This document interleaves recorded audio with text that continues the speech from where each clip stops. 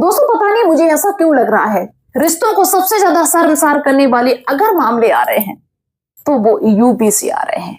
UP में एक ऐसी जगह जहां पे एक शव को कब्र में से 135 दिन बाद निकाला गया, जब बीच में 3-4 महीने का समय गुजर गया और जो वो शव था वो बिल्कुल कंकाल तंत्र बन गया। बीच में सब कहां थे, कहां था शासन प्रशासन, कहां थे वो परिवारीजन जिनके घर का वो सदस्य रहा होगा, और किसने हत्या की होगी। चलिए दोस्तों पूरा मामला हम आपको बताते हैं। जब आप इस पूरे मामले को सुनेंगे, पूरी वारदात को सुनेंगे तो सोच में पड़ जाएंगे यार किस पे भरोसा किया जाए। कोई ऐसा दिख ही नहीं रहा जिस पे आंख बंद करके भरोसा कर ले। तो चलिए दोस्तों पूरी घटना को हम आपको बताते हैं। आप सभी का बहुत बहुत स्वागत है मेरे यूट्यूब चैनल में एक और नए वीडियो में। दोस्तों ये जो मामला है यूपी का है। यूपी का एक जिला पड़ता है मऊ, और इस मऊ जिला के अंतर्गत एक कोतवाली पड़ती है, घोसी कोतवाली। दोस्तों ये घोसी कोतवाली का मामला है। यहाँ से कुछ दूरी पे एक पट्टी मोहम्मद जगह पड़ती है, वहां का निवासी जिसका नाम अयूब था, उसकी उम्र 30 साल थी। दोस्तों अयूब छोटा मोटा काम करता था और उसका परिवार उसके साथ में रहता था। अयूब की शादी भी हो चुकी थी। अयूब की जो पत्नी थी उसका नाम नाजिया खातून था। दोस्तों सब कुछ बढ़िया चल रहा था अयूब के घर पे, लेकिन कुछ दिन से क्या होता है कि अयूब की जो पत्नी थी नाजिया खातून, उसकी तबीयत खराब रहने लगती है, जिसके चलते अब उसका इलाज भी चल रहा है और वो काम धंधा भी सही से नहीं कर पा रही है। उसका भी कोई ख्याल रखने वाला हो, बहुत सारी दिक्कत उसको हो गई नाजिया खातून को। तो नाजिया खातून अपने शौहर से अयूब से कहती है कि क्यों ना कुछ दिन के लिए हम अपनी छोटी बहन को घर पे बुला लें, क्योंकि मुझे बहुत ज्यादा दिक्कत होती है उठने बैठने में, और बाकी घर में काम भी बहुत सारा होता है। सास नंद कौन किसकी मदद करता है, जब बहू घर में होती है तो कोई नहीं सुनता है। जब नाजिया खातून अपने सवर से ये विचार विमर्श करती है तो उसका सवर कहता है ठीक है बुला लो भाई, इसमें कौन सी बड़ी आपत्ति है। तो नाजिया अपने घर वालों को फोन करती है। नाजिया का जो मायका था वो भी घोसी कोतवाली के अंतर्गत ही था, थोड़ी दूरी पे था। तो वो अपने मायके वालों को बताते हैं कि ऐसे ऐसे छोटी वाली बहन को भेज दो और कुछ दिन बनी रहेगी, मेरी मदद हो जाएगी, इसके बाद में हम भेज देंगे।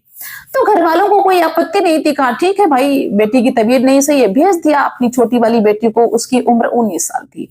दोस्तों नाजिया खातून अब थोड़ी सी राहत की सांस लेती है कि चलो मेरी बहन आ गई, अब थोड़ा काम में मदद कर देगी और मुझे ज्यादा दिक्कत नहीं होगी, तो हम जल्दी भी ठीक हो जाएंगे, मुझे रेस्ट करने का भी टाइम मिल जाएगा। लेकिन दोस्तों क्या होता है कि नाजिया खातून का जो शौहर था अयूब, उसकी अपनी साली पे गंदी नजर हो जाती है। अब वो इसी फिराक में रहने लगा, अपने काम पे भी टाइम से नहीं जाने लगा, वो इसी फिराक में रहने लगा कि मुझे कब मौका मिले और मैं अपने साली को धर दबोचूं। दोस्तों वो मौका ढूंढता रहता था, कभी कभार वो शरारतें भी कर दिया करता था। तो जो नाजिया खातून की बहन थी वो इस पे आपत्ति जताती कि नहीं, मुझे आपने ऐसे टच क्यों किया, वैसे टच क्यों किया। तो जीजा को ये बर्दाश्त नहीं रहता था।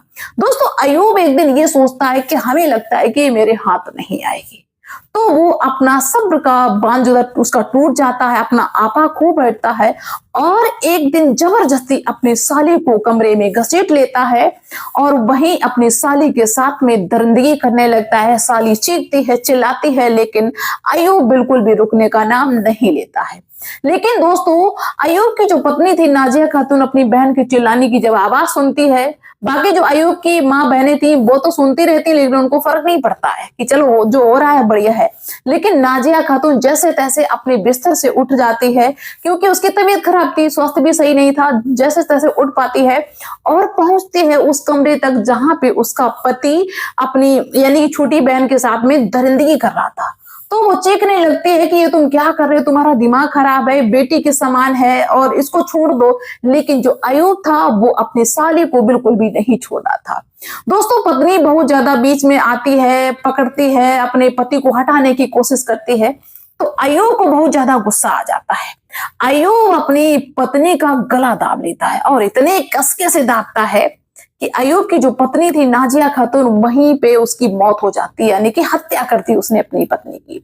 और साली जो थी वो चीखने लगती है कि एक तो मेरे साथ में रेप कर रहा है, ऊपर से मेरी बहन को मार दिया। वो तेज तेज चीखने लगता है। लेकिन उसी दौरान क्या होता है, कुछ जो अयूब था वो एक वीडियो बना लेता है जो दरिंदगी कर रहा था उसका वीडियो बना लेता है और अपनी साली को दिखाता है, कहता है कि चुपचाप यहीं पे पड़ी रहे, अगर तूने चीखने की चिल्लाने की कोशिश की तो मैं ये वीडियो है सोशल मीडिया पे वायरल कर दूंगा, फिर तुझसे ना कोई शादी करेगा ना तुझसे कोई बात करेगा, मैं तुझे बदनाम कर दूंगा। दोस्तों 19 साल के बच्चे, उसको समझ में नहीं आता है कि मैं क्या करूं, क्योंकि वो पहले से ही डर जाती है कि एक को मार दिया भी मुझे भी मार देगा। अब वो बच्चे जैसे तैसे संभलने की कोशिश करती है, लेकिन वो दरिंदा तब तक नहीं हटता है जब तक उसका मन नहीं भर जाता है। और दोस्तों अय्यूब जो था वो अपनी साली को ब्लैकमेल करता है कि अगर तुमने अपने घर वालों को बताया तो मैं तुम्हें भी वैसे ही मार दूंगा जैसे मैंने तुम्हारी बहन को मार दिया। वो बेचारी डर जाती है, बच्ची 19 साल की, और बस वो ये सोचती है कि जैसे तैसे हम यहाँ से निकल पाए, इसके बाद में जब अपने घर में पहुंचेंगे तभी अपने घर वालों को बताएंगे कि मेरे साथ में जीजा ने क्या किया और दीदी को भी मार दिया। तब तक दोस्तों शाम हो चली है और अय्यूब के जो घर वाले थे वो अय्यूब के कर्म कांड में शामिल थे। और जब नाजिया खातून थी उसका जो सब पड़ा हुआ, उसकी बॉडी पड़ी हुई है भाई, उसको भी ठिकाने लगाना है। तो अय्यूब की जो माँ बहने भाई थे सब मिलके उस नाजिया खातून के सब को कांचीपुरम कब्रिस्तान में ले जाते हैं रात में, और रातों रात वहां पे गड्ढा करके उसको दफना देते हैं और चुपचाप आराम से घर आ जाते हैं। दूसरे दिन जैसे तैसे नाजिया की जो छोटी बहन थी वो उस घर से निकल जाती है, लेकिन वो अय्यूब लगातार उससे कह रहा है कि मैं तुम्हें तुरंत बदनाम कर दूंगा अगर घर वालों को बताने की कोशिश की, पुलिस वालों को बताने की कोशिश की। लेकिन वो बच्ची जैसे तैसे अपने घर पे पहुंचती है। और दोस्तों ये मामला था 30 नवंबर 2024 का। वो बच्ची जैसे तैसे छूट के जब अपने घर पे पहुंचती है तो अपने घर वालों को सारी बात बताई कि ऐसे ऐसे जीजा ने मेरे साथ में रेप कर दिया है और दीदी को भी मार दिया है, पता नहीं किस जगह पे दीदी को दफना दिया, मुझे नहीं मालूम है। दोस्तों घर वाले आग बबूला हो जाते हैं और अय्यूब के घर वालों से बात करने की कोशिश करते हैं, वहां पे पहुंचते हैं, लेकिन तब तक वो सब के सब फरार हो चले। नाजिया खातून के जो घर वाले थे वो घोसी कोतवाली में जाते हैं, पुलिस स्टेशन में जाते हैं, वहां पे बताते जाके कि मेरी बच्ची के साथ में अय्यूब ने दरिंदगी की है और मेरी बेटी को भी मार दिया है, ये चश्मदीद है, ये बता रही है। दोस्तों पुलिस वालों ने रिपोर्ट दर्ज नहीं की। जब बहुत ज्यादा घर वाले चक्कर लगाते हैं तब जाके 10 दिन बाद वो रिपोर्ट दर्ज करते हैं, FIR लिखते हैं, और लिखने के बावजूद भी वो बिल्कुल भी उस पर एक्शन नहीं लेते हैं, पुलिस वाले कुछ नहीं करते हैं। अब घर वाले परेशान कि तो मेरी बच्ची के साथ में रेप हुआ तो हुआ, बाकी मेरी जो बड़ी बेटी थी उसको भी मौत के घाट में उतार दिया और ये दरिंदा ऐसे खुले में घूम रहा है, पुलिस कुछ भी नहीं कर रही है। दोस्तों घर वाले परेशान रहते हैं, लगभग 2 महीने का समय बीत जाता है, पुलिस कुछ भी नहीं करती है। पता नहीं यूपी की पुलिस को भी क्या हो गया है, बिल्कुल कुछ करने का नाम ही नहीं लेती, और योगी जी की तो बात ही छोड़ो। जब दोस्तों ये पूरा परिवार पुलिस थाने चौकी सब जगह चक्कर लगा लगा के परेशान हो जाता है तो फरवरी 2025 में ये पूरा परिवार कोर्ट का दरवाजा खटखटाता है कि मुझे कहीं से न्याय मिले, मेरी बेटी को मार दिया और ये दरिंदा खुले में घूम रहा है। दोस्तों कोर्ट में बाकायदा उस बच्ची से सब कुछ पूछा जाता है, वो बच्ची सब कुछ बताती है कि मेरे सामने मेरी बहन को मार दिया, मेरे साथ में रेप किया। इस मामले को कोर्ट में बहुत ही गंभीरता के साथ में लिया जाता है और दोस्तों पुलिस सख्ती से काम करने लगती है और अय्यूब को गिरफ्तार कर लेती है। दोस्तों अय्यूब से पूछताछ की जाती है तो अय्यूब ने बताया कि हाँ मैंने ऐसा ही किया और मैंने अपनी पत्नी को इसलिए मारा क्योंकि पत्नी मेरी बीच बचाव कर रही थी, बीच में आ रही थी, ये मुझे बिल्कुल भी बर्दाश्त नहीं था। और दोस्तों अय्यूब ने बताया कि कांचीपुरम जो कब्रिस्तान है वहां पे मैंने रात में अपनी पत्नी को दफनाया है। दोस्तों वहां पे कांचीपुरम में न्यायिक मजिस्ट्रेट के आदेश थे और तहसीलदार के मौजूदगी में कांचीपुरम में कब्रिस्तान की खुदाई होती है, जहां पे उसने बताया कि मैंने अपनी पत्नी को दफनाया। और वहां से जब खुदाई होती है तो कंकाल तंत्र ही मिलता है क्योंकि 3-4 महीने का समय बीत गया। अब महासास तो बता नहीं, कंकाल तंत्र बचा था, कंकाल तंत्र को निकाला गया, फॉरेंसिक लैब के लिए भेजा गया। बाकी जो आगे कार्रवाई होगी वो पोस्टमार्टम रिपोर्ट के हिसाब से होगी। बाकी जो अय्यूब के घर वाले थे वो सारे घर से फरार हैं।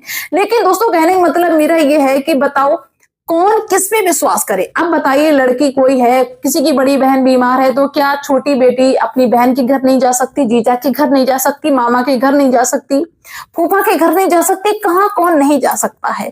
बताइए किस पे भरोसा किया जाए, समझ में ही नहीं आता है। तो आप लोग इस घटना के बारे में क्या कहना चाहेंगे? फिलहाल अपनी राय जरूर रखना। तो मिलते हैं नेक्स्ट वीडियो में, और सभी से बस जाते जाते हम यही कहेंगे भैया किसी पे ज्यादा भरोसा ना करना। अगर जरा सा भी तुमको शक हो कि इसकी नजर गलत है तो तुरंत उसका बंदोबस्त करना, नहीं कि भाई ये सोचते रहो कि शायद आज सुधर जाएगा कल सुधर जाएगा, ऐसे कोई सुधरता नहीं है। तो मिलते हैं नेक्स्ट वीडियो में, तब तक के लिए बाय सभी को।